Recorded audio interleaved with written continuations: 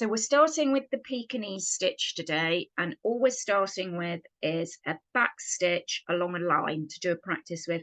Once you get have tried it, you can try having a go at doing it round curves, like I said, around lettering or edges of leaves or florals.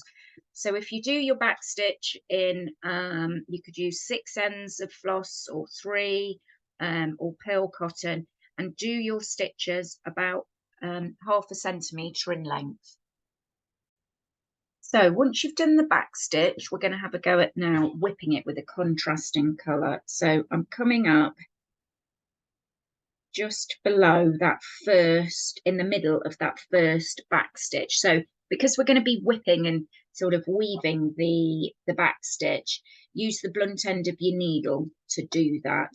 And again, you can try that with 3 or 6 ends or your pearl cotton, and it does look nice with a contrasting coloured thread. So I now go over, so I've come up here in the middle of my first back stitch, just below it, and I'm going to come over the second back stitch in and go under it, and then go back under my first stitch there.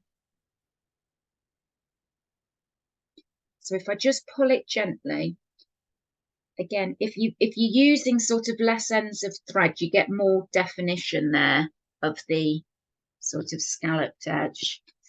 And then I go on to the third one along. So you miss out the one that you've just gone through, and I go on to the third one there underneath, and then go back to the one before. So you can use your needle to sort of get it into place, or you can pull them tighter if you want to, play around with it. Then onto your next one forward that's got no thread being taken under, and then go back to your last stitch. And then onto the next empty stitch and back through your last one.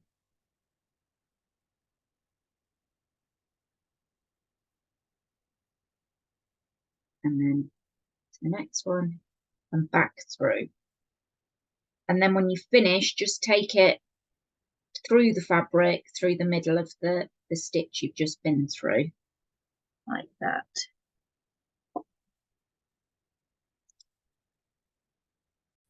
So I'll just do that again in a brighter pink colour. So I am coming up below that first back stitch, through from behind, and then the second back stitch in, I'm coming under that, and then I'm going back through that first stitch. And then I'm going through the stitch along that has nothing under it yet, and then back through the stitch before it.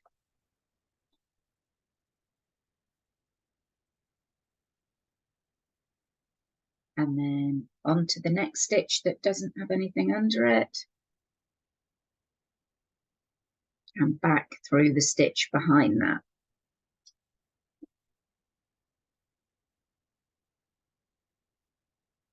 And then the next empty stitch,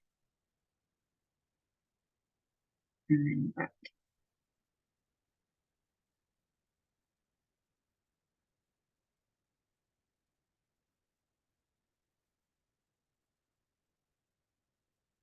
Like that.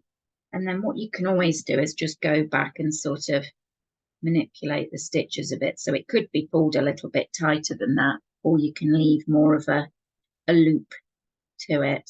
And then you just take it in just below the middle of your last back stitch.